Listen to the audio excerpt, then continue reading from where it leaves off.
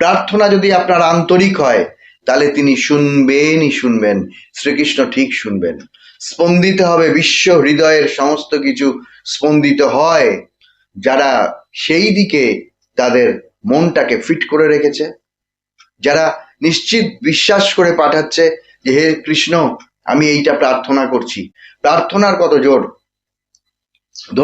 ধরুন আপনি আন্তরিকভাবে কৃষ্ণকে রাধাকে ভালোবাসেন, গোপালকে ভালোবাসেন, আপনি পরীক্ষা নিলেন, আচ্ছা ঠিক আছে আমি তোমাকে আন্তরিক প্রার্থনা করছি কৃষ্ণ আজকে আমার এইটা চাই, দেখি তুমি সেটা ফুলফিল করো কিনা, তবে তো আমি তোমার উপর বিশ্বাস করব। তো দেখলেন যে সারাটা দিন গেল, কিচ্ছু হলো না। যখন একদম আশা ছেড়ে দিয়েছেন সেই সময় দেখলেন সেই জিনিসটা আপনার হাতে এলো, আরে অমুক দরজা নক করে দিয়ে গেল, এইটা অমুক দিয়ে গেছিল আমি দিতে পারিনি। তখন আপনার চোখে জল আসবে, আপনি আর কিচ্ছু করতে হবে না। আপনি সারা দিনের শেষে যদি দাঁড়ানোর সময় পান একটু ঠাকুরের সিংহাসনের সামনে বসে, তাহলে সময় পাবেন, আপনি বসলেন। আর বসবেন শুধু মাটিতে দেয়া নেয়া হয় না, একটা আসনের মধ্যে দেয়া নেয়া করতে হয়। বাড়িতে যিনি পুজো করেন তার আসন আপনি ব্যবহার করবেন না, প্রয়োজনে আপনি একটা আলাদা আসন কিনে নিন, আপনি ওটা পেতে 5টা মিনিট বসবেন, বসে চুপ করে ঠাকুর শ্রীরা কৃষ্ণের ছবি, রাধা কৃষ্ণের ছবি বা গোপালের সামনে।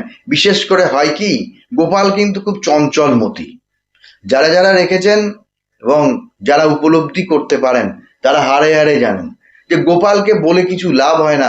গোপালকে বলে কখন লাভ হয়, যখন খুব সিরিয়াস, গোপাল আসলে তো তুমি গোপাল রূপী এইটুকু ক্ষুদ্র, কিন্তু তুমি তো জুড়ে গোটা বিশ্ব ব্রহ্মাণ্ড জুড়ে, তো তুমি কৃষ্ণ, তুমি রাধা, তুমি গোপাল, তুমি সবকিছু, তুমি নারায়ণ বিষ্ণু। আমি কৃষ্ণ তোমাকে এই প্রার্থনাটা করছি কায় মনোবাক্যে। প্রার্থনা কেমন হবে যদি তিনি শুনবেন, সঙ্গে সঙ্গে শুনবেন এমন প্রার্থনার জোর চাই।